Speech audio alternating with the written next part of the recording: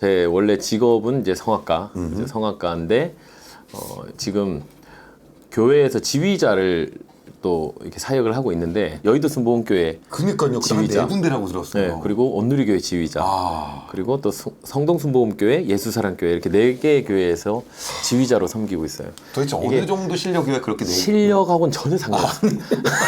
그래서 전 늘 할 수 있는 얘기가, 당당하게 할 수 있는 얘기가 하나님이 제 살아계신다라는 거. 아멘.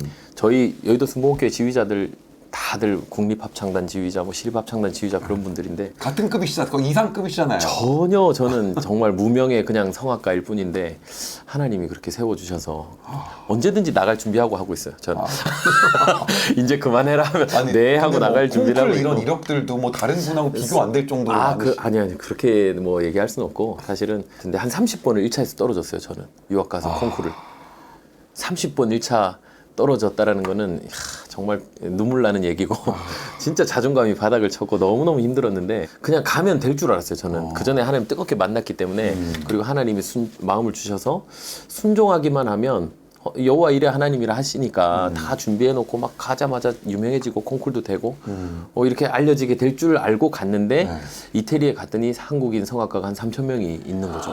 한국인만. 이태리 현지인들과 그 유럽인들 뭐 다 포함하면 어마어마하게 많잖아요. 그분들이 이제 늘 경쟁하는 거예요. 그 안에서. 거기서 콩쿠르에서 입상을 한다라는 거는 진짜 하늘의 별 따기보다 더 어려운 거죠. 콩쿨 대회가 1년에 몇 번 있어요? 수십 회가 수백 개가 있어요. 콩쿨이 크고 작은 콩쿨이 굉장히 많아요. 네. 그래서 무조건 나가는 거예요. 제가 이제 알아보고 어떻게 기회만 되면. 근데 그 작은 데서 1등하는 것도 힘든가요? 너무너무 힘들죠. 왜냐면 그 콩쿨 상금으로 먹고 사는 사람들이 있어요. 주로 콩쿠르를 하시는 분들은 한국에서 이미 잘했던 분들이에요. 한국에서 인류대회를 나오고 그분들이 한국에서 이미 알려져 있던 분들이 유학 나가고 콩쿠르를 하면 아니나 다를까 그분들인지 다. 근데 제가 듣기로는 대표님도 부산에서 좀 노래 한 가닥 하셨다고. 저는 가요. 가요를. 전혀 다른 장르.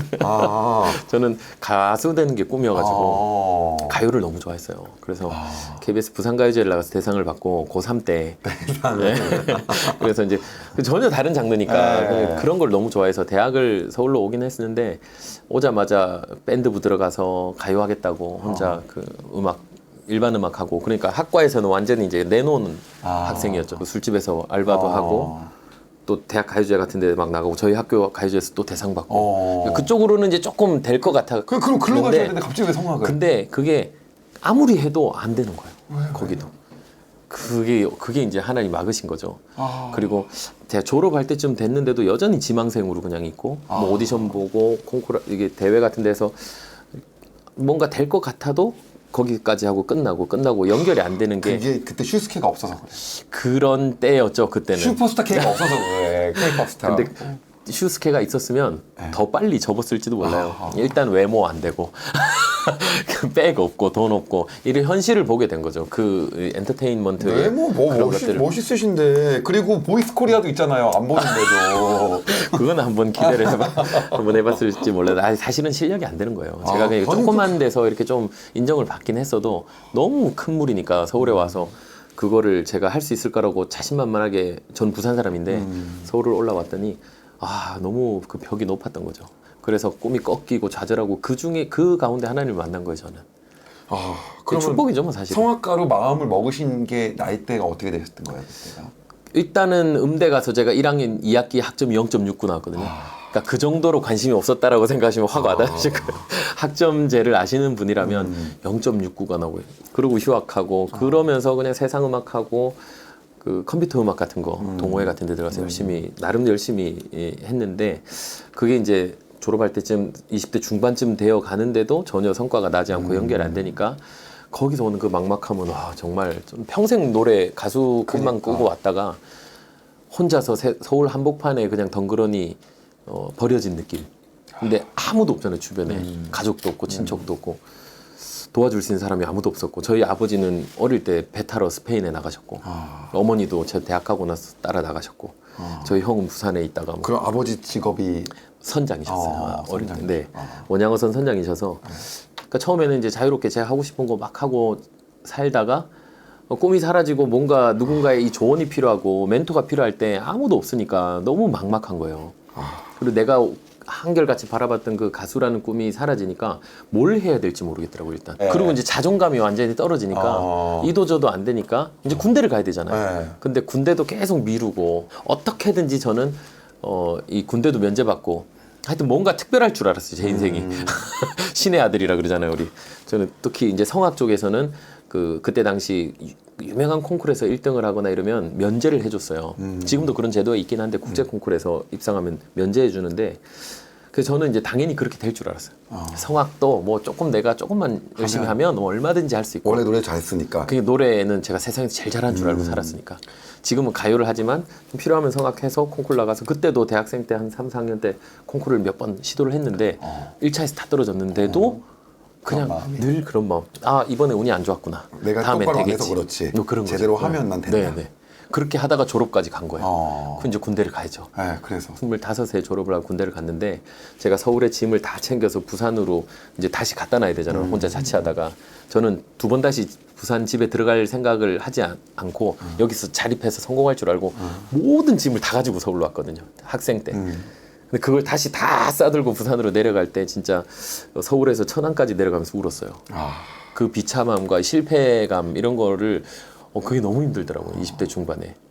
그리고 그냥 군대를 가서 군대를 들어갔는데 첫날 훈련소에서 그렇게 행복할 수가 없었어요. 그 밤에 잠자는데 이제 다 내려놨다라는 기분. 모든 짐을 다 내려놓고 나는 어쩔 수 없이 2년은 이제 여기서 지내야 되니까 타의에 의해서 내게 2년이라는 시간이 그냥 쉴 수 있는 시간이 주어졌다는 게 오히려 저한테는 굉장히 홀가분하고 내가 뭔가 발버둥 치지 않아도 되는 그 상황이 너무 좋았어요. 그래도 훈련이 힘들잖아요. 힘들죠. 살이 13kg 빠지고. 첫날 그랬다고요, 첫날. 첫날. 그렇게 해서 그럼 2년을 군대에서 오시고 나오셨을 때 27이쯤 되신 거 같아요? 네, 27이셔야 됐죠. 그럼 그때 다시 성악을 이제 본격적으로. 그렇죠. 이제 군대에 있으면서 군대에서는 종교 생활 하나 하잖아요. 네. 저는 그전에는 교회를 다니지 않았는데 저희 부모님이 이제 체험 신앙을 가지시고 스페인에서 아버지가 특히 하나님 뜨겁게 만나고 저한테 늘 하나님 살아계시니까 교회 가라는 얘기를 늘 해주셨는데 사실 혼자 자취하면서 뭐 저는 생각도 안 하고. 그럼 모태신앙이 아니세요? 모태신앙이긴 해요. 어머니 쪽은 제가 3대인데 사실은. 근데 어릴 때 어머니도 너무 삶이 힘드셔서 사실 교회를 거의 못 갔어요. 그래서 그 신앙적인 어떤 그런 그 환경을 전혀 못 가지고 근데 그래도 어머니가 저에게 했던 거는 주기도문이나 뭐 사도신경 같은 거 어릴 때 외워왔던 그거 하나 정도 있었던 정도죠. 그 외우면 100원 주고 막 그래가지고 외우고 찬송가 테이프 같은 거 좀 들어봤던 기억 그 정도지 교회를 뭐 나가서 제가 은혜 받았던 그런 기억은 전혀 없었죠. 그러다가 이제 군대를 갔는데 종교를 쓰라고 하니까 저는 뭐 당연히 기독교라고 기독교 쓰는 쓰지. 거죠. 그냥 우리 그러잖아요. 부모님이 그러니까. 그래서 교회를 갔는데 이제 음악을 전공을 하니까 성가대 지휘자를 부탁을 하는 거예요. 그래서 뭐 그런 거예요. 뭐 이렇게 얼마든지 할 수 있으니까. 그렇게 하면서 조금씩 25세 군대를 갔으니까 너무 힘들었거든요. 사실 되게 후방에 갔는데 몸이 힘든 게 아니라 후방은 이 정신적인 스트레스. 그 저희 중대 그 서열을 전부 다 외워서 늘 인사해야 되는 뭐 그런 아주 힘든 그런 상황에서 되게 나이도 어정쩡하게 늦게 가니까 이건 대우를 해주는 것도 아니고 안 해주는 것도 아니고 되게 그런 상황들. 그리고 제가 자존심이 너무 셌던 거예요. 어릴 때부터. 그래서 그거가 너무 힘들어서 막 되게 힘들고 막 타령을 하고 싶기도 하고 막 우리 막 그런 생각들을 하는데 그럴 때마다 한 번씩 문득 저에게 오는 게 내 뒤에 누가 있다라는 그런 마음. 그게 한번 딱 느껴질 때마다 정말 알 수 없는 그 평안함이 저한테 확 몰려오고 그래서 교회에 뭐가 있나 진짜 내가 이 교회 와서 뭔가 그런 거 한 번씩 느낄 때마다 내가 이제 제대하고 나가면 교회를 한번 가봐야 되겠다 그 생각을 이제 하게 됐던 시기였고 제대를 하고 나서 본격적으로 교회를 갔던 거죠. 그렇구나. 그렇게 가서 한 방에 그냥 확. 그럼 그 제대하고 오셨을 때는 부산으로 다시 오신 거 아니면 서울로 올라가셨어요? 서울로 갔죠. 다시 다시 저 서울로. 그때 제 이제 여자친구가 군대에서 사귀게 됐는데 그 세브란스 병원에 간호사로 취직이 돼서 서울에 와 있었던 거죠 먼저. 네네네. 그래서 내가 제대하고 서울로 갈 거니까 같이 교회 가자. 그때 가신 교회가 어디예요? 온누리교회였어요.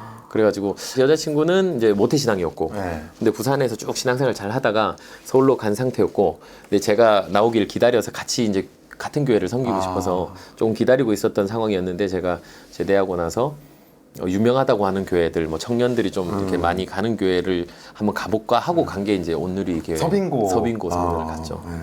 요셉 청년부라고 토요일 교회 앞에 택시를 타고 딱 내렸는데 그냥 막 눈물이 나는 거야. 교회를 이렇게 바라보는데 좀 멀리서 누가 알아볼까봐 괜히 막 창피하고 그리고 그냥 교회 빨려 들어가듯이 가서 이 찬양 소리가 너무 좋고 준비 찬양 소리가 막 그렇게 마음이 열리더니 제일 뒤에 앉아서 예배를 드리는데 너무 좋은 거예요 그때. 근데 한 번도 내가 이 목사님의 어떤 설교 강의가 그렇게 좋다라는 걸 한 번도 느껴본 적이 없었는데 그때 비로소 이게 세상에서 내가 전혀 들어보지 못했던 그런 달고 오묘한 말씀이라고 하잖아요.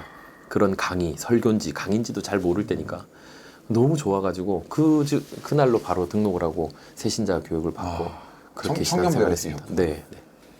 아멘. 그게 몇 년 전이에요? 지금부터? 28살, 27살이니까 네. 벌써 거의 한 18년 됐나요? 그리고 나서 그럼 유학을 결정하게 된 거는 그로부터 몇 년 후에 어떻게 되신 거예요? 그게 제가 이제 교회를 그때 간 게 27살 여름에 교회를 가기 시작을 했고 그때 은혜를 받고 그 다음에 28살 1월 달에 제가 성령을 받은 거예요.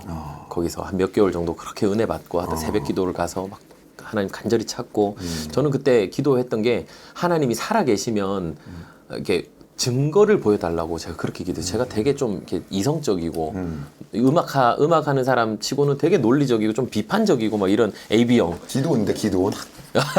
네. 뭐 맞으시면 좋으면 기도원이고 아니면 뭐 그 도마 같은 거 약간 좀 의심 많고 막 이런 거. 도저히 안 믿어지는데 많은 사람들이 그렇게 교회를 와서 은혜를 받고 하는 모습을 보면서 저도 모르게 이제 은혜가 되고 감동이 되지만 이거 말고 뭔가 분명한 응답을 어떤 증거를 보고 싶더라고요. 그래서 그거 놓고 되게 기도를 했어요. 살아계시면 확실히 보여달라고. 그러다가 28 아직도 기억이 나는 게 1월 20일입니다. 그날이 특별한 예배가 있었던 날이라 제가 기억이 나는데 그 예배 중에 불이 확 들어왔어요. 성령이 완전히 제 머리부터 발끝까지 막 뜨거운 게 훅 들어오는데 그냥 온몸이 탈 것처럼 막 뜨거워지고 눈물 콧물 다 쏟아내고 회개가 막 터지기 시작을 하고 막 뒹굴면서 울고 그러니까 제가 죄인이라는 거를 처음 알았던 거예요. 내가 그렇게까지 죄인인 줄 모르고 살았는데 하나님을 만나는 그 순간에 이전에 제가 지었던 죄들이 막 다 보여주시기 시작하는데 이게 감당이 안 될 정도로 내가 죽을 수밖에 없는 죄인 중에 괴수였구나. 그래서 이 신앙 우리 기독교의 시작은 회개에서 시작한다 그러잖아요. 내가 철저하게 아무것도 아니다라는 걸 인정하는 그 순간부터 사실 진짜 신앙생활이 시작된다고 그러는데 그거를 경험을 한 거예요 그날. 그리고 막 갑자기 방언이 터지고 저도 생각지도 못했던. 그리고 나서 그 예배 끝나고 밖에 탁 나갔는데 와, 다 하는 모두가 다 하는 간증. 하늘이 달라 보이고 이 풀 한 포기를 보면 눈물이 나고 그냥 막 눈물이 나는 거예요. 온 우주 만물에 하나님의 살아계심이 증거되고 있었던 거지. 나만 못 봤던 거예요. 증거가 이미 온 우주 만물에 다 증명이 되고 있었는데 저 혼자 선글라스 까만 걸 끼고 보여달라고 막 하니까 하나님 얼마나 답답하셨겠어요. 그러다가 그날 인격적으로 찾아오신 하나님을 만나고 그냥 온 우주가 다 하나님의 살아계신 증명된 이 모든 것들을 보면서 그냥 한순간에 인생이 바뀌었어요. 그날 그냥 저녁에 친구를 만나서 맥주를 한 잔 마셨는데 그냥 머리가 터질 것처럼 아파서 그냥 알코올이 제 삶에서 사라지고 담배 냄새조차 못 맡게 돼요. 원래 담배를 제가 고1 때부터 하루에 2갑 이상, 한 10년 이상 정말 골초했어요 저는. 특히 제가 이 웃기잖아요. 우리 담배 좀 이렇게 어릴 때 피면 약간 그 멋 때문에 피는 거 있잖아요. 이렇게 있어 보이려고. 저는 음악을 하니까 남들하고 달라야 된다 그래서 제가 맨솔을 저는 맨솔만 폈어요 담배를. 10년 동안 그 독한 맨솔을 박하향 그게 그래도 목에도 좋겠지 이래가지고 괜히 이제 성악하니까 웃기잖아요. 그런 겉멋들 그 한순간에 하나님이 치기 시작하는데 다 사라지고 냄새만 맡아도 뭐 구역질이 나오고 그리고 부산 사람들이 욕을 굉장히 잘하거든요. 저는 요구를 정말 찰지게 맛있게 잘 친구들을 막 욕 정도는 해줘야 우리가 욕으로 시작해서 욕으로 끝나고 그래야 우정이지. 그랬는데 그냥 혀를 딱 붙잡으시더니 욕이 한마디도 그 다음부터 없어지는 그냥 사라졌어요. 뭐 그런 일들 쓰레기 버리고 침 뱉고 뭐 이런 것들 사소한 것까지 한순간에 사라졌는데 제가 꼭 하고 싶은 얘기가 제가 이런 것들을 하나하나를 놓고 기도했던 게 아니었거든요. 그리고 이게 죄라고 생각해 본 적도 없고 그게 뭐 잘못이에요. 제가 좋아하는 거 그냥 남 피해 안 주고 하면 되지. 그리고 이거를 끊고 싶다라고 생각해 본 적이 단 한 번도 없었단 말이에요. 근데 하나님을 만난 그 순간에 그냥 없어졌어요, 제 삶이. 이게 너무 신기하잖아요. 그러니까 이게 우리의 의지와 노력으로 안 돼. 절대. 성령께서 함께 하셔야 돼. 그리고 이 하나를 놓고 기도하고 막 간절히 바라면 하나님이 들어주실 수는 있어요. 예, 맞아. 그냥 너무 간절하게 오래 하면 간절하게 찾으면 또 하나님 열어주시잖아요. 근데 그때 그거 하나 찾고 나면 또 기도해야 되고 또 기도해야 되고. 그러니까 우리가 원하는 거를 하나님 앞에 가져가면 늘 삶이 힘든데 그냥 하나님을 만나고 나면 그걸로 하나님이 원하시는 쪽으로 딱 보기 시작하면 그냥 이게 한순간에 사라지는 한순간에 해결되는 그런 경험. 그게 저는 지름길이라고 확실히 믿어요. 그러니까 우리가 필요한 건 은혜야.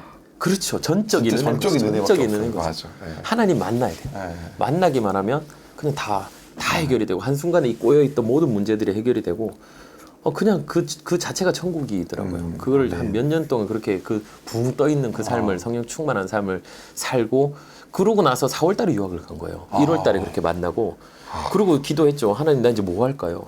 28살 꿈은 사라졌는데 이제 돈을 벌어야 될지 아니면 뭘 해야 될지 성악에 사실은 저는 성악가의 꿈이 거의 사실 없었죠. 성악 하면 왠지 막 뚱뚱하고 왠지 뭐 뭔가 하여튼 파마해야 되고 막 이런 성악가 가진 그 전형적인 이미지가 저는 되게 싫었거든요. 그랬는데 지나고 보니 제가 성악가의 그 외모를 완벽하게 가지고 있었던 거지. 그걸 몰랐던 거지. 그때는 지금 외모가 아니셨어요? 그렇죠. 저는 뭐 머리까지 기르고 다니고 막 귀 뚫고 다니고 막 그랬죠. 그러셨구나. 확 염색하고 다니고 화려했죠 그때. 그러다가 이 길이 내 길이 아니고 이제 성악가를 하나님이 가라는 마음을 주셔서 유학을 가게끔 하셨는데 가보니 이게 나한테 너무 잘 맞는 옷이더라는. 파마하니까 이렇게 잘 어울릴 수 없고 수염 기르니까 이렇게 잘 어울릴. 이탈리아는 혼자. 그렇죠. 가셨구나. 갑자기 유학을 좀 결정을 하게 되고 4월 달에 유학을 갔는데 이제 여자친구는 또 기다리게 되죠. 1년을 기다렸다가 제대해서 잠깐 같이 신앙생활하고 은혜 받다가 제가 또 유학하니까 또 기다려야 되고 그러고 6년, 7년 반 연애했는데 6년 이상 기다려서 결국에는 결혼을 해줬어요, 저를. 그래서 전설입니다. 로마에서 그렇게 오랫동안 기다려서 결혼까지 한 케이스는. 지금 업고 다니고 있어요. 그게 진짜 업고 다니셔야겠네요. 이탈리아에서 그럼 생활을 한 6년 정도 하신 거예요? 네, 만 6년 딱 있었어요. 그러면은 그 막 콩쿨 도전하시고 실패하고 하셔갖고 콩쿨에서 입상을 한 번도 못한 네. 그 시기가 몇 년이었어요? 그게 한 1, 2년 정도였는데 초반에 그러니까 그 열정이 있고 그 하나님이 가라고 하셨으니까 도전 정신이 뭐 어디든지 가는 거예요. 저는 하면 될 줄 알고 열심히 도전했는데 그렇게 한 2, 30번을 떨어지는데 20몇 번 세다가 그 뒤부터는 세지도 못했어요. 너무 이제 마음이 바닥을 쳐가지고 친구들하고 같이 콩쿠르 갔다가 이 콩쿠르 하면 한 일주일 이상 진행이 되거든요. 1차, 2차, 3차 하고 또 하루 쉬고 뭐 본선도 하고 며칠씩 걸리는데 저 혼자 1차에서 떨어지는 거예요. 그러면 혼자 와야 되잖아요. 친구들은 그게 좀 붙고 2차, 3차 다 올라가고. 근데 숙박비나 이런 게 생활비가 너무 비싸니까 1차 끝나고 저 혼자 돌아오는 그 기차에서 진짜 많이 울었죠. 너무너무 힘들었어요. 창피하고 와 이걸 뭐 어떻게 해야 될지 모르겠는데 저는 세계적인 가수 막 완전 탑 스타를 늘 꿈꾸고 살다가 이게 하나님이 치시기 시작하는데 그 몇 년 동안 그 바닥을 정말 경험하게 하시는데 그게 너무 힘들더라고요 저는. 근데 궁금한 거는 이거는 어디서도 물어보지 않았던 질문 같은데 여쭤보지 않았던 것 같은데 지금 생각하면은 그 네. 떨어지신 이유가 네. 음악적으로는 뭐 때문이에요? 발성이 안 됐던 거죠. 훨씬 더 부족했죠. 너무 부족했던 거죠, 사실. 부족한 게 너무 많았고.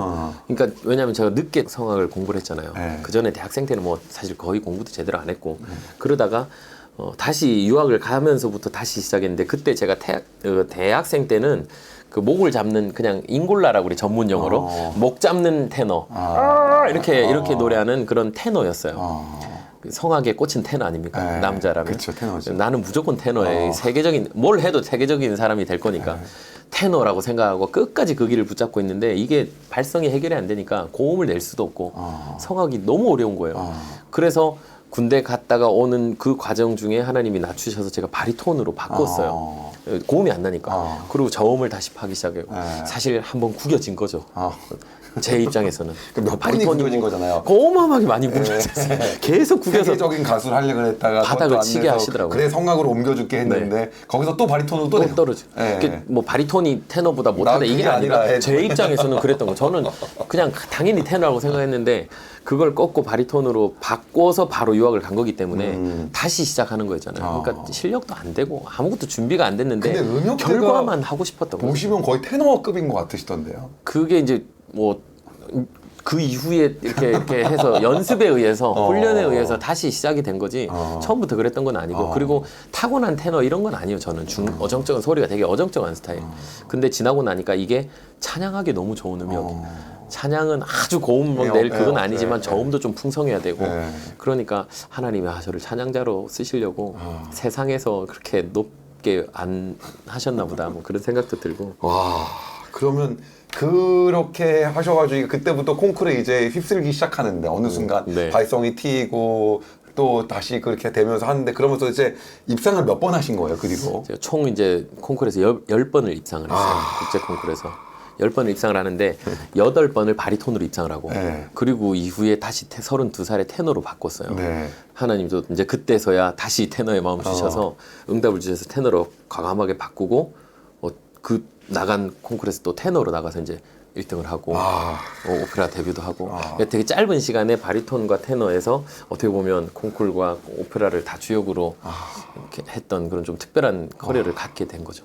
유학하면서 저는 일단 하나님을 만나고 유학을 나갔기 때문에 제 관심사는 사실은 하나님이었어요. 이게 성악이 아니라 그거를 훈련하는 과정이었던 거고 그래서 저는 전 세계를 다니면서 막 찬양 집회 비전 트립을 했어요. 자비량으로. 제가 가서 한 3일만 재워주십시오. 가서 찬양하겠습니다. 간증이 너무 하고 싶었고 하나님이 살아계신다라는 게 확인이 되니까 이거를 전하지 않고는 막 주체가 안 되는 거예요. 너무 좋은 거예요. 하나님이. 그래서 나같이 의심 많았던 사람이 하나님을 만나고 나니까 이건 오히려 더 확실한 좀 전도자가 되는 것 같고 열정적으로 막 가서 사람들에게 나누고 싶고 그래서 제가 자발적으로 저희 아버지 계신 교회에 먼저 가서 그 중등부 애들 대상으로 처음 간증 집회를 했어요.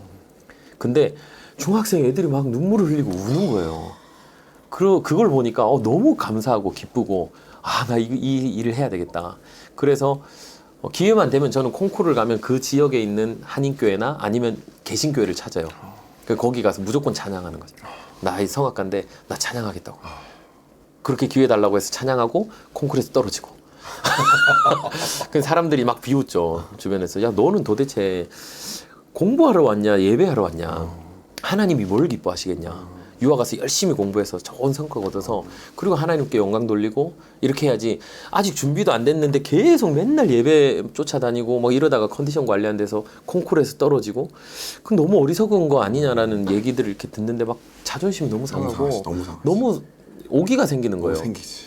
그리고 하나님 앞에도 하나님 제가 이렇게 하나님 우선으로 살겠다고 저는 하나님을 우선으로 두고 살아라고 해서 그렇게 사는데 왜 사람들이 이렇게 비아냥거리고 그리고 결과가 안 나오니까 너무 답답한 거예요. 근데 제가 결과가 안 나고 떨어지는 거는 그렇다 쳐도 저로 인해서 하나님이 무시당하는 것 같아가지고 그게 너무 속이 상하는 거죠. 그래서 하나님 제가 끝까지 이 자리 지킬 테니까 예배 우선으로 할 테니까 하나님이 언젠가는 사용해 주십시오. 그렇게 하고 막 다니면서 열심히 교회가 없으면 다시 우리 교회 돌아와서 5시간 운전해서 와서 예배 드리고 또 다시 내려가는 한이 있더라도 그걸 끝까지 지켰어요. 예배 주일 예배. 근데 계속 30번을 떨어지다가 이제 어느 날은 제가 하나님이 마음을 주셔서 미국에 한인교회들 다니면서 한 달 정도 찬양 집회 비전 트립을 해야 되겠다. 지금 아니면 안 되겠다. 이래서 제가 자비량으로 비행기 티켓을 끊어서 한번 가야 되겠다 생각하고 친구들을 좀 모았어요. 친구들은 말도 안 된다고 하지 않았어요? 안 돼. 처음엔 생각도 안 했죠. 근데 제가 막 꼬셨죠. 야 하나님이 축복하신다. 그 한 달 내가 돈 아껴서 내가 할 수 있는 거 한다고 해서 하나님 우리가 특별히 할 수 있는 게 있겠냐. 근데 하나님 앞에 이 시간을 드리면 이 물질과 시간을 드리면 하나님 절대로 그거 잊지 않으신다. 그래서 나 같이 가자 해서 막 설득해서 4명이 팀이 만들어졌어요. 저는 그때 바리톤이었고 테너, 소프라노 부부 그리고 피아니스트 반주자. 그렇게 해서 자비량 찬양 집회를 하기로 한 달 정도를 가기로 결정을 하고 한 8개월을 저희가 준비를 했는데 그거 하겠다고 한 순간부터 콩쿠르에서 입상을 하는 거예요. 그냥 계속 1차에서 떨어졌다가 그 집회하겠다고 이제 기도 부탁하고 선포하기 시작하면서 나가는 콩쿨마다 1, 2, 3등 안에 들기 시작을 하는 거예요. 8번을 연속으로. 이게 말이 안 되는 거죠, 사실은.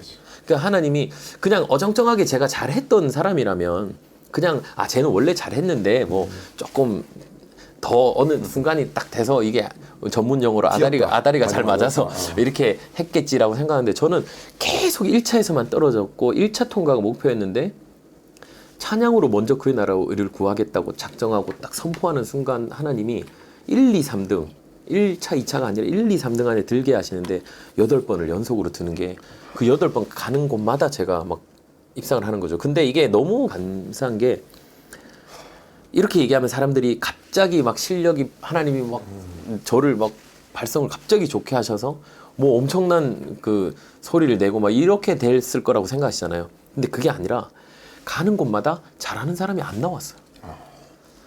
저 그거 간증 들었는데 그거 뻥인 줄 알았어요. 그게 진짜 그랬어요.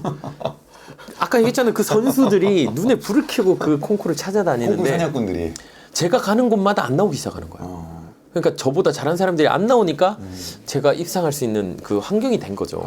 갑자기 실력이 팍 좋아진 게 아니라 그러니까 자존감이 이제 어느 순간부터 회복이 되기 시작을 하고 커리어가 쌓이니까 또 자신감이 회복이 되니까 또 잘 하게 돼요, 실제로. 먼저 그 나라와 그의 이름 그 순서에 대한 얘기. 저는 늘 그게 하나님 앞에 꼭 이 사람들에게 들려주고 싶은 거. 우선순위. 대부분의 사람들이 일단 최고가 돼서 하나님께 영광을 돌리기 위해서 우리가 최고가 돼야 되고 돈도 많이 벌어야 되고 뭐 좋은 뭔가를 커리어를 쌓아야 되고 이게 그렇게 해야지 하나님 앞에 영광 돌리는 어떤 그 2차적인 목표를 가지고 우리가 한다라고 하지만 그거 아니야. 사실은 이게 내 생각이 되게 많이 들어요. 맞아. 우선순위가. 근데 이게 내려놓고 그냥 하나님 앞에 내가 먼저 그의 나라를 구하겠다라고 딱 하니까 이게 바뀌어요. 관점이 바뀌어요. 하나님은 지금을 보셔요. 지금 있는 그대로. 지금. 그 모습 그대로 찬양을 맞아. 받길 원하고 그 모습 그대로 예배의 자리에 나오길 원하고 그렇게 되니까 어떻게 되냐면 그러면 제가 노래를 하니까 직업이 성악가니까 성악이라는 걸 열심히 잘해서 좋은 어떤 성과를 내서 하나님 앞에 영광을 돌리는 게 제 인생의 목표였는데 어느 순간 우선순위가 딱 정리가 되니까 성악가가 중요한 게 아닌 거예요. 성악가가 중요한 게 아니라 그냥 나라는 자체가 하나님 앞에 어떻게 기쁨이 될 것이냐, 아멘. 하나님이 기뻐하시는 일이 무엇이냐, 그렇게 확대가 되기 시작하니까 성악도 그저 도구일 뿐이고 아멘. 아무 의미가 없는 거예요. 내가 성악가로 되고 싶어 했던 거는 내 꿈이었고 내가 막 세계적인 성악가, 세계적인 가수가 되고 싶었던 거는 내 생각이었는데 그것조차 다 없어지고 어떻게 하나님을 기쁘시게 하지? 어떻게 우리 아빠 기쁘게 하지? 이게 내 관심이 되니까 인생이 완전히 뒤바뀌더라고요. 제가 그 어린 친구들을 많이 가르칠 때마다 네. 미래에 대한 직업 상담을 진짜 많이 해주는데 네, 네. 크리스찬 친구들이 오면은 이걸 할까요, 저걸 할까요 많이 물어봐요. 그럼 제가 사실 이걸 하든 저걸 하든 내가 보기에는 큰 너 인생에 차이가 없을 것 같은데 너의 마음에 하나님이 있는지가 더 중요한 것 같아. 하나님이 있다고 한다면 그 선택이 지금 내가 보기엔 별로 안 중요한 것 같아. 네. 라는 말을 해도 그게 되게 이해가 안 가는. 안 되죠. 경험해보지 않으면 그 너무 안타까운 마음인데 그래서 은혜인 거죠. 하나님이 작정하고 하셔야 되는 거고 이걸 뭐 어릴 때 누가 얘기했다고 해서 제가 일찌감치 제 꿈을 접고 하나님 앞에 막 쓰임 받겠다고 이렇게 안 되잖아요. 쉽지 않죠. 그렇게 갖고 그런 엄청난 수상 커리어와 이런 걸 갖고 그 뜨거운 마음을 갖고 한국에 네. 오셨잖아요. 네, 네. 그러니까 한국에 오셨으면 그렇게 콩쿠르 많이 입상하고 이런 사람들이 막 여기저기서 막 난리가 나지 않았나요? 그게 이제 그렇게 되게 싶었죠. 우리 유학 갈 땐 다들 금이 환영을 네, 꿈꾸고. 네, 네, 네. 근데 제가 아까 얘기했지만 좀 일찍 귀국을 한 것도 집이 이제 아버지가 거의 부도 직전까지 가시고 더 이상 이제 후원해 줄 수 없는 상황이 됐고 그리고 제가 그 미국 투어를 다니고 이러면서 간증을 많이 하기 시작을 하니까 많은 분들이 저한테 신학을 해서 목회를 그치, 해라. 그치, 그치. 그런 은사가 있다. 그런 얘기도 듣고 그러니까 하나님 부르시면 제가 언제든지 순종하겠습니다. 근데 아무리 기도를 해도 거기에 대한 확실한 응답은 안 주시고 뭐 그렇게 되게 충만했었어요. 유학 시절에 너무 충만해서 그러다가 한 목사님께서 미국에 와서 한번 사역을 해보지 않겠냐. 미국에 와서 우리 교회에서 같이 사역하면서 파트타임 사역자로 비자도 해주고 신학교를 들어가서 그런 음악 목회 쪽으로 그런 쪽으로 해보지 않겠냐 해서 사실은 미국에 갈 생각을 하고 좀 일찍 귀국을 한 거예요. 한국에. 그러니까 거기서 더 활동을 좀 세상적인 어떤 제가 욕심이 더 있었다면 더 뭔가를 했을 텐데 그러지 않고 어떻게 보면 이제 미국의 그 음악 목회 쪽으로 조금은 마음을 가지고 한국에 귀국해서 와이프하고 같이 이제 들어가려고 준비하고 가시려고. 네. 그래서 사실은 제 아내한테 내가 미국에 갈 거니까 그 간호사였거든요. 같이 그래서 준비해서 가자. 내가 아마 그냥 가면 되게 힘들 거니까 자기가 미국 간호사 자격증을 좀 따라. 미국이 간호사 자격증을 가지고 가면 되게 좀 이 남자 안정적이게. 안 되겠네. 그래도 근데 와이프가 땄어요 또 그것도. 그래서 준비를 다 해놨던 거죠. 제가 이제 귀국하기 전에. 그래서 그 정도로 저희는 이제 준비를 하고 들어왔는데 어떻게 하다 보니까 한국에 이제 하나님이 그냥 한국에서 그 길이 좀 막히기도 했고 한국에서 갑자기 막 사역을 열어주시더라고요. 그래서 사실 한 귀국에서 그 해 동안 1년 동안 전국을 다니면서 찬양 간증 집회를 했어요. 그것도 사실 희한하죠. 제가 유명한 사람이 아닌데도 아름아름으로 계속 여기저기서 뭐 크고 작은 교회에서 불러주셔서 너무 은혜가 되니까. 그냥 사역자처럼 살았죠. 이게 정체성이 이제 어느 날부터 막 혼동이 되기 시작한 거예요. 나는 성악가인가, 찬양 사역자인가, 그럴 정도로 너무 찬양 사역에만 그렇게 하나님 길을 열어주셨는데 그러면서 사실 시험이 좀 많이 들었어요. 그 아까 얘기했던 그 금이환영 사실 그런 마음도 있었죠. 저도 막 스포트라이트를 받으면서 그렇게 열심히 유학 시절에 하나님 찬양하고 했으니까 이제는 하나님이 딱 나를 드러내셔서 예술의 전당에서 활동하는 주역으로 세우고 교수도 되고 그렇게 이제 써주셔야 이 시나리오가 딱 맞잖아요. 우리가 생각할 때 이 정도 먼저 그의 나라를 구했으면 하나님이 결과도 딱 이렇게 하시면 너무 아름다운데 계속 부르지 않고 아무도 저를 오페라 쪽에서는 찾아주지 않고 늘 시골 교회 이런 데 다니면서 찬양하니까 열심히는 하는데 계속 시험은 오고 내가 그렇게 열심히 몇 시간씩 막 찬양하고 부르짖어도 거기서 보시는 분들은 할아버지 할머니 한 15분 뭐 이렇게 모여있는 교회들 다니면서 찬양하니까 너무 좋은데도 한편으로는 인간이니까 시험이 드는 거예요. 그러다가 하나님이 저에게 이 자리에 올 성악가가 필요해서 내가 너를 불렀다 이 얘기를 마음을 딱 주시는 거예요. 그러니까 하나님은 사실 굉장히 신나게 쓰고 계셨던 거예요. 저를. 너 같은 사람, 나에게 순종하겠다고 그렇게 작정하고 막 찬양하는 사람이 필요했는데 네가 그렇게 해서 내가 너를 귀국시켜서 여기서 한국에서 뭐 온 데를 다니면서 너를 쓰고 있었는데 저는 정작 제 생각은 또 콩밭에 가 있었다. 그걸 또 한번 보여주시면서 그걸 또 한번 회개하고 울고 그러면서 이제 제가 하나님 천국 가는 그날까지 가장 찬양 많이 부르는 성악가로 살다가 당당하게 천국 가겠습니다. 그때 좋은 면류관 주십시오. 그렇게 하고 불러주는 곳 가는 곳마다 들을 자만 있으면 어디든지 제가 환경만 되면 가서 열심히 찬양하겠다고 작정하고 지금까지 오고 있습니다. 그러시다가 버그마트를 하셨구나. 그렇죠. 이제 그렇게 작정이 마음이 딱 바뀌니까 그때서 오페라의 길도 열어주시는 거예요. 오페라가 열리고 갑자기 제가 여의도 순복음교회에서 이제 그 콜링이 와서 그렇게 전국을 다니면서 사역을 하다가 오페라도 찬양하다가 만난 그 선생님 통해서 오페라단 단장님 통해서 오페라가 하기 시작을 하고 제가 여의도 순복음교회를 이제 솔리스트 겸 부지휘자로 이렇게 들어가서 시작을 한 건데 거기를 가서 그 다음에 갑자기 순복음 영산 신학원에서 찬양 목회학과에 이제 그 강사로 저한테 와서 강의를 해달라 해서 하고 했더니 그 다음에 갑자기 저희 학교에서 예술학부 콘서바토리를 만든다는 거예요, 학장님이. 그러면서 오페라 학과, 뮤지컬 학과, CCM 학과 이 세 개 학과를 만드는데 교수가 필요한 거죠. 교수님. 그래서 학과장이 됐어요, 제가. 만 35세. 예술학교에 서울에 있는 예술학교 물론 비인가 학교이긴 하지만 워낙 큰 교단이고 그 학교에 그냥 전임 교수가 된 거예요. 그리고 거기서 3년 있었어요. 3년 동안 그 학교를 있으면서 오페라를 9편을 올렸어요. 저희 학교에서. 그럼 제가 한 5편을 주역으로 같이 참여를 하고 그럼 제 커리어도 되는 거죠. 그렇죠. 돈을 이렇게 받아가면서 월급을 받으면서 학생들 가르치면서 오페라 주역 커리어도 쌓게 되고 말도 안 되는 길을 열어주셨던 거죠. 그렇게 30대 중후반을 또 그렇게 하나님 은혜로 커리어를 쌓았답니다. 그래서 순복음교회에서 또 이렇게 지휘도 하게 되시고 네. 그러다가 이제 그런 마음이 생기신 거예요. 나 말고 이렇게 무료로 같이 찬양해주는 이러한 재능 기부자를 함께 모으자. 되게 하고 싶었던 게 사실 이제 안타까운 것 중에 하나였는데 이태리에 있을 때는 저희 로마 한인교회가 성악가가 90%예요. 유학생 교회이기 때문에 로마는 성악 전공자들만 가는 곳이에요. 다른 전공 이런 학생들이 없어요. 그리고 뭐 주재원도 없고 거의 하여튼 성악가들 학생들만 있어요. 밀라노 같은 데만 해도 뭐 패션 디자인도 있고 건축 디자인 뭐 이런 다양한 학생들도 유학생이 있고 또 주재원들도 있고 회사도 있고 막 이런데 로마는 그냥 성악가. 그래서 90%가 성악가고 나머지 10%도 성악하다가 가이드 하시고 성악하다가 여행사 차리고 성악하다가 뭐 한인 식당 하시는 이런 분들. 그런 분들이 모여있는 도시거든요.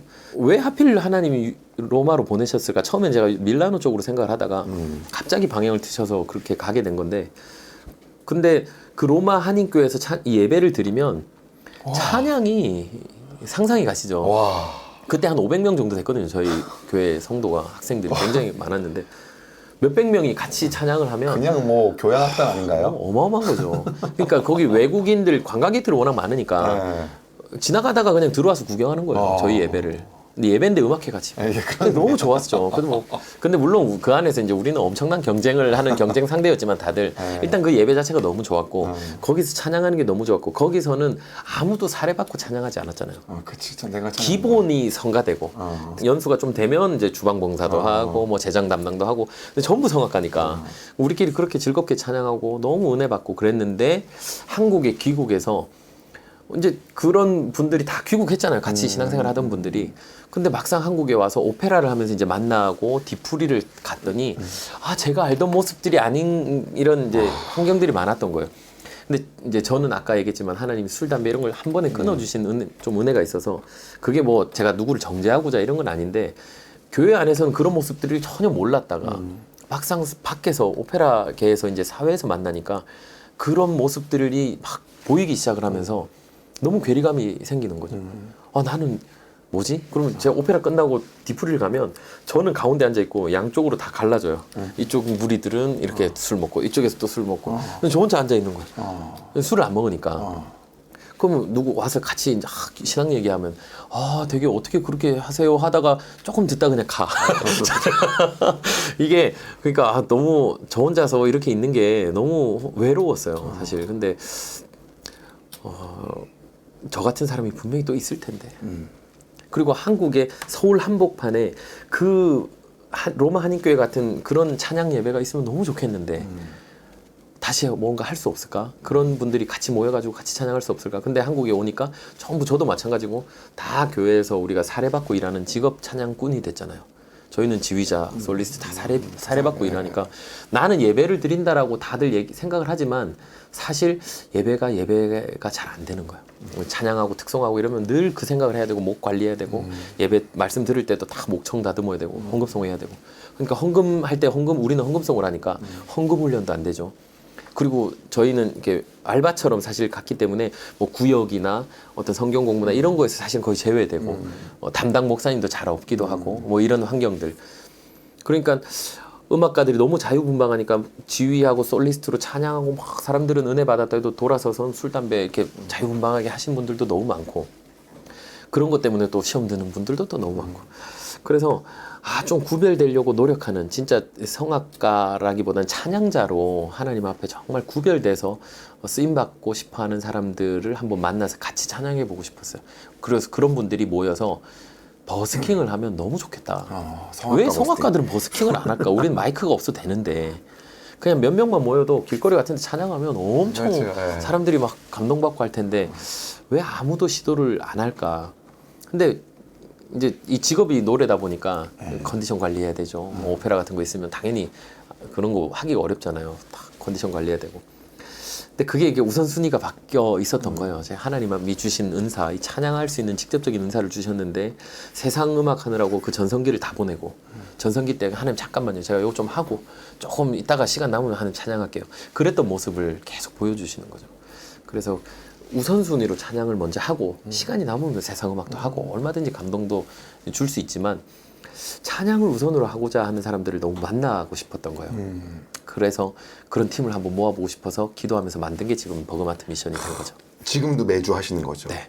매주 찬양을 한 2시간씩 콘서트를 보는 사람 없어도 무료로 그렇죠. 몇 분 정도 모이세요 지금? 지금 한 4, 50명? 아이들까지 하면 한 5, 60명입니다. 그 다니엘 기도에서 제가 봤을 때는 한 열 몇 분 계시죠. 그 이후에 또 확 또 두 배, 세 배씩. 그때 베이스 하시는 분 너무 좋으시던데. 네. 약간 머리 빡빡. 네, 그분 이제 중복 장애인이셔. 그분 그러시구나. 뇌출혈로 2번 쓰러졌다가 네. 재기하려고 여기 시각 장애까지 왔는데 재기하고자 해서 다시 성악을 하고 그 자리 와서 찬양을 매주 하시는 분. 다들 사연들이 정말 특별한 분들만 모이는 거예요. 그러니까 하나님한테 많이 맞았죠, 우리는.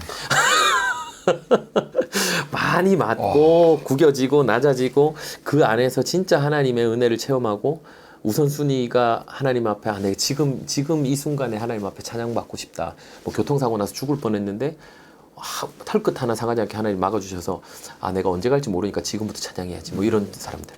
그리고 남은 삶이 얼마 안 돼서 지금이라도 내게 주신 목소리의 은사를 조금이라도 하나님 앞에 드리기 위해서 50, 60이 돼서 학교를 다시 들어가지고 음대를 가서 찬양하시는 뭐 분들. 아니 그때 뭐 그 이런 다니엘 사람들이 기도에서 할렐루야 들을 때 너무 좋은 거예요. 너무 좋았죠. 네, 너무 좋았어요 그때. 근데 어떻게 그렇게 자녀를 많이 입양하게 되신 거예요? 갑자기 입양 얘기. 아니 저는 이 스토리만 해도 너무 그런데 또 있다는 거예요. 그래서 제가 너무 깜짝 놀래가지고. 저는 제 인생의 전반부 한 40년 전까지는 내가 하고 싶은 일을 열심히 하면서 살잖아요, 우리가.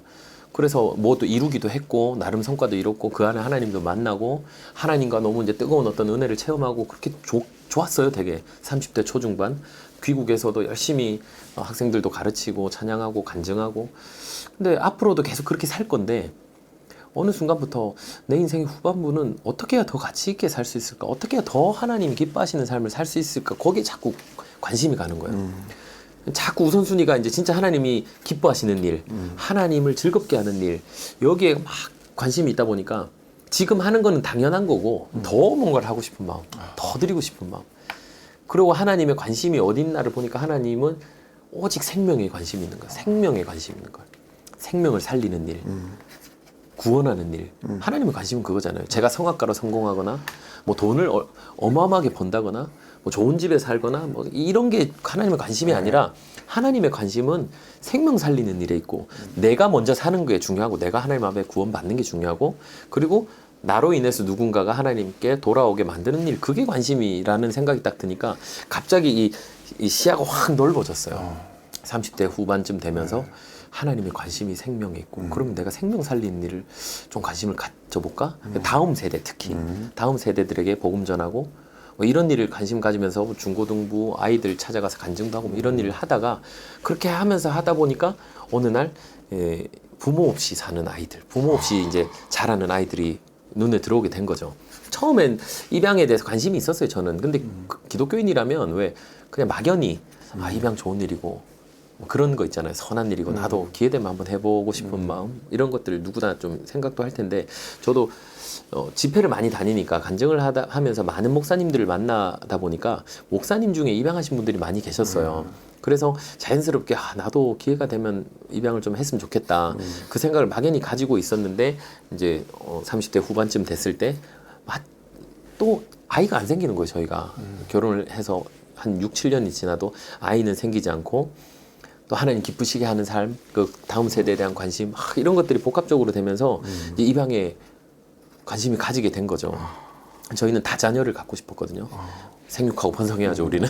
하나님 기뻐하시니까. 근데 다자녀를 가져야 되는데 기본 넷은 우리가 낳기로 했는데 아이를 안 주시니까 나이는 들어가고 뭐든지 때가 있잖아요.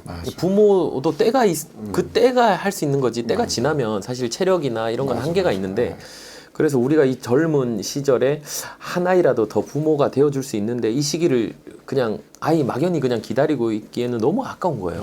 근데 생명은 하나님 주시는 거고 우리가 뭐 인위적으로 뭐 어떻게 하는 거는 또 좀 그렇고 그래서 기도하다가 입양을 하자 하고 제가 제안을 했고 아내가 기도 같이 하다가 같은 마음을 받아서 그래 한번 해보자 하고 이제 입양을 하게 됐죠. 근데 한 아이만 하는 게 아니라 저희는 이왕 할 거면 한 10명 하자.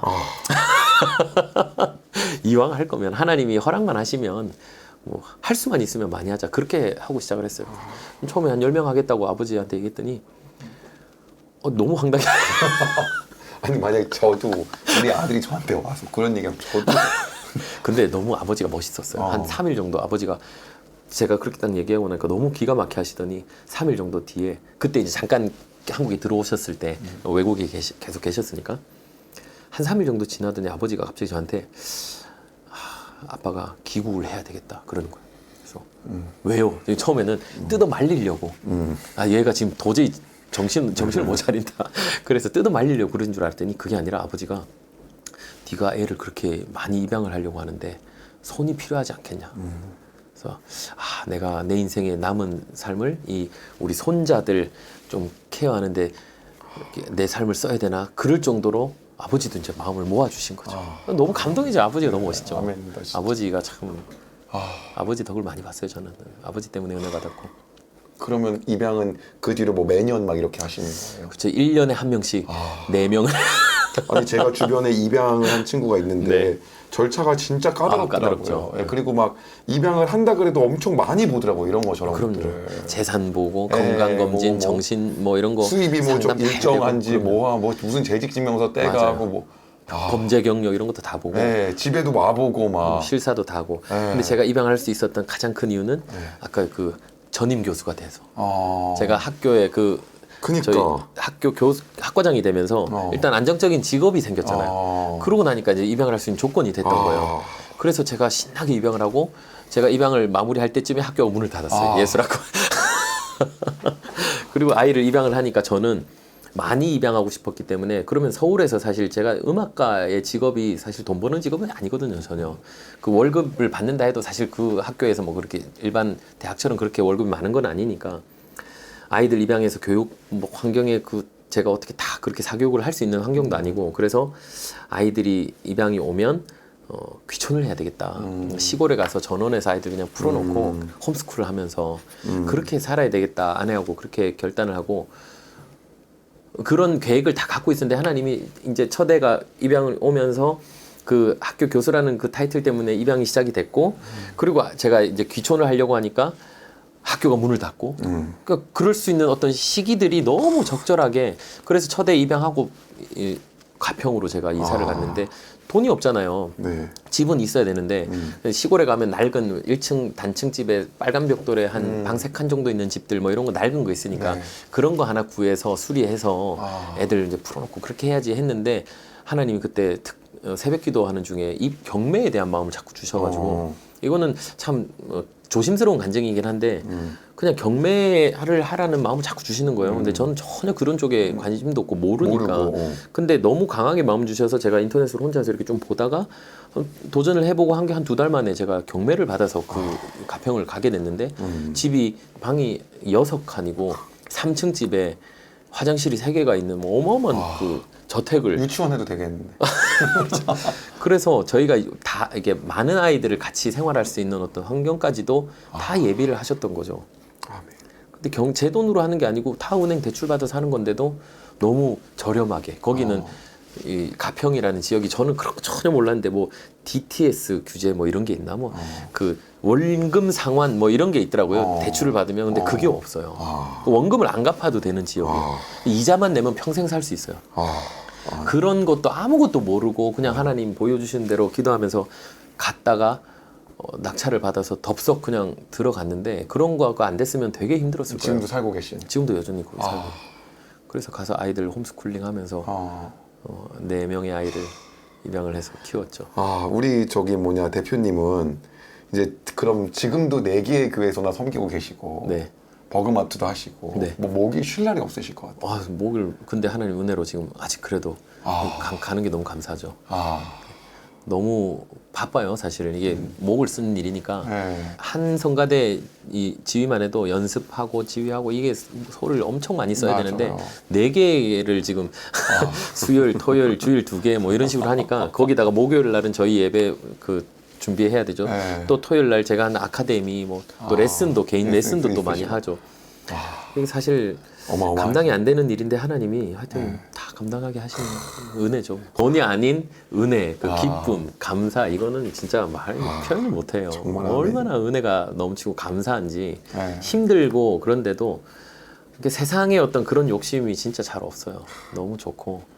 귀촌을 하면서 저는 진짜 성악가 내려놓겠다고 갔거든요. 그럼 거기 가서 거기서 살 수 있는 방법을 찾아야 되니까 이제 아빠가 됐으니까 이제는 성악가가 아니라 아빠라는 직업이 너무 귀하게 다가왔고 가치가 있다고 느꼈고 그래서 저는 입양 선교사라고 제가 스스로 하나님 앞에 제가 얘기를 했어요. 20년 정도 제가 아이들 키우는 입양 선교사, 아빠라는 선교사로 제가 시골 가서 살겠습니다. 그리고 시골 가자마자 기촌 귀농학교 등록해가지고 뭐 농사도 배워보고 그 펜션 운영하는 거 뭐 이런 특산물 막 이런 것도 다 배워봤어요. 되게 재밌더라고요. 굴삭기 뭐 포크레인 이런 것도 보는데 너무 재밌는 거 이게 한 번도 경험해보지 않았던 사람. 포크레인이 이만한 집채만한 바위를 드는데 그 매력이 장난이 아니에요. 와, 나 저거 너무 해보고 싶고 별의별 것 막 이게 새로운 시야가 막 열리니까 너무 기대가 되는 거예요. 내 삶이 앞으로. 아빠로서 이 아이들을 키우기 위해서 내가 할 수 있는 뭐든지 해야 되겠다. 근데 하나님은 너무 감사한 게 은사대로 쓰신다. 내게 주신 은사를 절대 그냥 가지고 가시거나 그냥 없애버리지 않고 결국 주신 은사를 가지고 쓰시더라는 거예요. 제가 가평에 가니까 서울 왔다 갔다 하면서 이 시간이 너무 아까워서 이 시간을 뭘 활용을 할 수 있는 게 없을까 하고 시작했던 게 유튜브였어요. 그냥 운전하면서 제가 발성 강의, 발성 정리 좀 해보고 그 사람들에게 이걸 좀 나눠야 되겠다 해서 핸드폰 놔두고 그냥 한 10분씩 발성 강의했던 게 그게 사람들이 관심을 갖기 시작하면서 그때는 이게 뭐 유학 갔던 이런 성악가들이 유튜브에서 이렇게 활동하던 시대가 아니었거든요. 되게 좀 유튜브 이미지가 조금 그때 낮았잖아요. 맞아요. 아무래도 좀 빌 게이츠도 하고 있어요. 현승원 대표님도 하시니까 이 정도까지 하니까 이제는 뭐 완전히 이게 주류가 됐지만 싸이월드 미니홈피 같은 느낌이죠.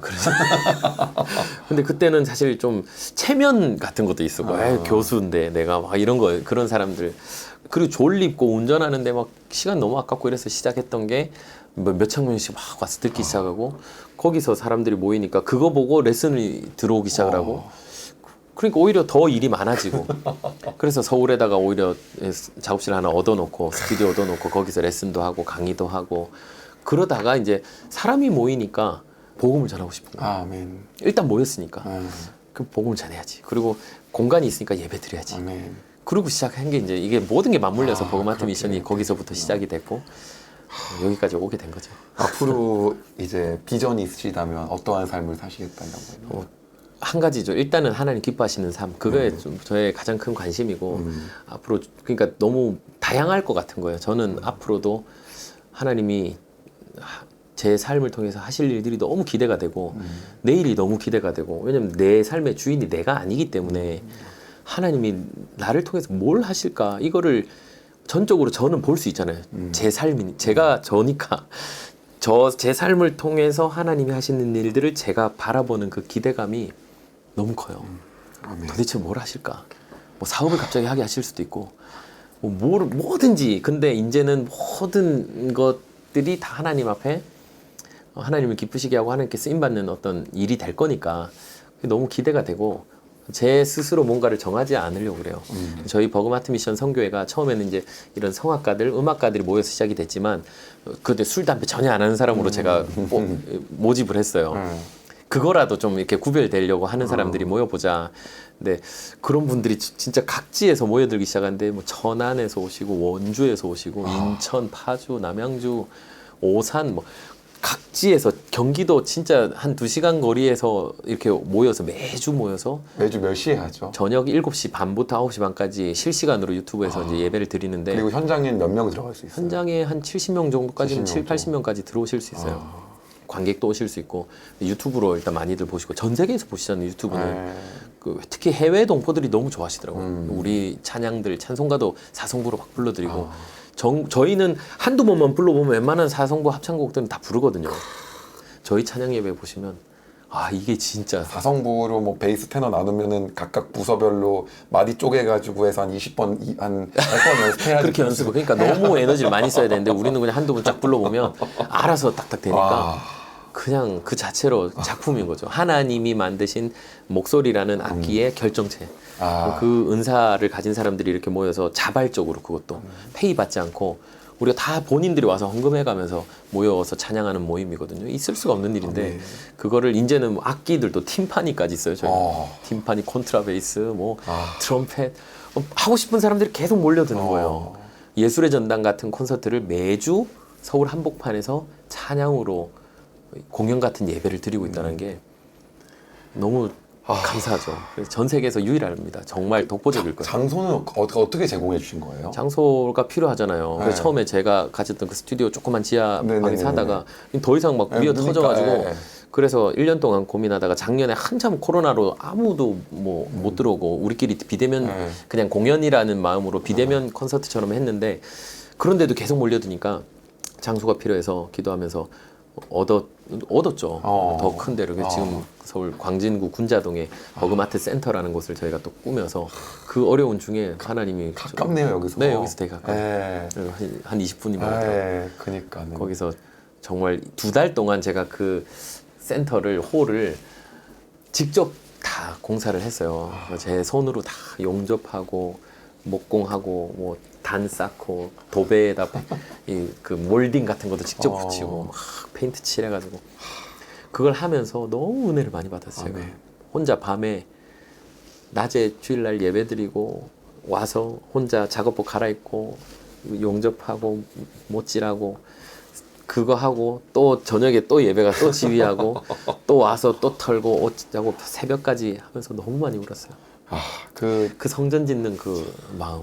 그 버그마트 아톨에서 그 찬양하고 예배할 때 하늘에서도 하나님이 같이 찬양하실 것 같아요. 그 늘 하늘에서도. 예수님이 그 앉아 계신 것 같아요. 그러니까요. 매주 목요일을 너무 기다리시는 것 같아요. 예. 다들 우리 오는 분들도 너무 그런 마음으로 오시고 예. 와서 끝나고 집에 가도 잠을 못 잘 정도로 너무 충만해져가지고 그렇게 같이 한 2시간 찬양하고 나면 이렇게 한 주간의 어떻게 보면 기준이 이제 목요일이 된 거죠. 저희는 거기서 은혜 받고 주일날은 각자 교회 가서 열심히 섬기고 네. 특수 사역이잖아요. 저희는 맞아요. 사실 근데 교회 안에서 이 음악하는 사람들과 특히 요즘 이제 방송 담당하시는 분들이 이제 은혜의 사각지대에 있어요. 맞아. 매 예배마다 참석은 하는데 사실 온전한 예배가 섬기는 잘 안 거지 되는 드리는 거예요. 게 아니니까. 그러니까. 예. 근데 예배를 드리고 있다라고 생각하고 우리도 사는 거예요. 자꾸 고갈되는 거죠. 너무 전문직이고 뭔가 특별하게 배워서 좀 전문성을 가져야 되는 부분임에도 불구하고 교회에서 특별히 이렇게 그 부분을 지원해 줄 수는 없고 지원해 주기 어렵고 그러니까 이제 페이를 받고 주로 이제 많이 쓰잖아요. 그러다 보니까 나는 이게 진짜 직업이 찬양하는 사람이 돼버린 이 예배자라기보다는 그래서 우리 스스로 은혜 받을 수 있는 자리를 찾자 만들자. 그래서 저희 목요일에 이렇게 모여서 전문적인 이 찬양 예배를 드리기 시작을 하니까 여기서 은혜가 되니까 주일날도 더 아멘. 기쁘고 감사하고 우리 그 대표님이 하시는 역할들이 뭔지 정말 알 것 같아요. 특별히 예배의 사각지대에 놓여져 있는 그러한 분들, 네. 그런 분들에 대한 어떠한 고갈을 대표님을 통해서 또 이렇게 하나님이 채우시는 역할을 하시고. 제가 그게 너무 필요했거든요. 저도 너무 충만하길 원했고 열심히는 하고 있는데 몇 개씩 예배를 섬기는데 정작 내가 진짜 내 교회는 어디지? 이런 마음. 근데 우리가 사역한다고 그 교회를 들어가면 처음에는 거기서 뼈를 묻고 내가 내 모교회라 생각하고 열심히 섬기겠다고 작정하고 가지만 또 이게 그 자리를 내려오게 되거나 또 다른 어떤 뭐 다른 날 겹치지 않을 때 또 다른 데서 오면 이게 할 수밖에 없는 이런 환경들이 있어요. 그러다 보면 다 내 교회인 거죠, 사실은. 이게 한국 교회가 다 우리 아버지 교회니까 좀 더 어떻게 보면 좋은 의미로는 더 넓어졌다고 그래야 되나. 개교회 중심의 어떤 마인드가 아니라 그냥 전체 전 세계의 우리 아버지 집 교회들. 그러니까 거기 가서 찬양하고 며칠만 재워달라고 하고 뭐 이게 뻔뻔해지고 우리 아버지 집인데 들어오지 말라 그러면 제가 잘못된 게 아니라 그쪽이 잘못된 거라 이런 생각할 정도로 나는 아빠의 자녀니까 맞아요. 자녀만이 누릴 수 있는 그런 특권을 열심히 누리면서 살고 있습니다. 제가 오늘 들으면서 너무 정말 마음에 내가 인생을 좀 다시 생각해봐야겠다. 진짜 내가 여기 이런 얘기 너무 막 간증만 해가지고 이게 좀 전문 아니요. 얘기도 하고 이래야 되는 거 아니에요? 제가 여태까지 모신 분 중에 가장 은혜가 돼가지고 오늘은 제가 좀 힐링하는 시간을 아니 왜 그러냐면 하나님에 대한 이야기를 좀 드러내기에 막막하고 좀 그러신 분들과 함께 하다가 오늘은 좀 제가 약간 도전받고 네. 그리고 그 무엇보다도 제가 나는 정말 어떻게 살아야 될지에 대해서 한 번 더 생각해보는 그런 시간 됐던 것 아니 같아요. 대표님이야말로 정말 드러내놓고 당당하게 하나님 얘기하시잖아요. 저는 이런 분들이 모여야 된다고 봐요. 제가 늘 하는 얘기가 우리가 빛과 소금이 되라는 얘기는 많이 배웠어요. 내 전문 분야에서 열심히 해서 탑이 되고 인정도 받고 그렇게 진짜 하나님께 주시는 영향력으로 세상을 이렇게 밝히고 그런 얘기는 많이 들었는데 그 위치에 갔을 때 연합하라는 거를 못 배운 것 같은 거예요. 어떻게 해야지 연합할 수 있는지, 탑이 됐을 때 연합할 수 있는 그 마음. 그래서 오히려 더 당당하게 드러내면서도 드러낸 사람들이 연합해서 진짜 우리 아버지를 더 같이 아멘. 자랑할 때 세상은 어마어마하게 도전받고 아멘. 특히 믿는 자들은 그 자부심. 와, 우리 아버지의 자녀 저런 분들이 저렇게 연합해서 뭔가를 하는데 자기 이익이나 이런 게 아니라 진짜 온전히 우리 아버지를 드러내기 위해서 복음을 전하기 위해서 저 영향력을 모았다라는 것만 해도 얼마나 자부심이 생기겠나. 아멘. 같이 하시죠. 감사합니다. 감사합니다. 대표님 오늘 출연해주셔서 정말 감사합니다. 고맙습니다. 여러분 오늘 너무 좋으셨죠? 마음이 너무 따뜻해지는 그러한 시간이었습니다. 우리 대표님 버그마트 들어가셔서 구독하시고 예배 같이 드리면 너무 좋을 것 같고요. 매주 목요일마다 앞으로 대표님 하시는 사역 위해서 여러분 기도와 응원 부탁드리겠습니다. 대표님 출연해주셔서 감사하고요. 감사합니다. 저는 여러분 또 다음 주에 뵙겠습니다. 감사합니다. 감사합니다. 여러분 영상 도움이 되셨다면 구독과 좋아요, 알림 설정까지 꼭 부탁드립니다.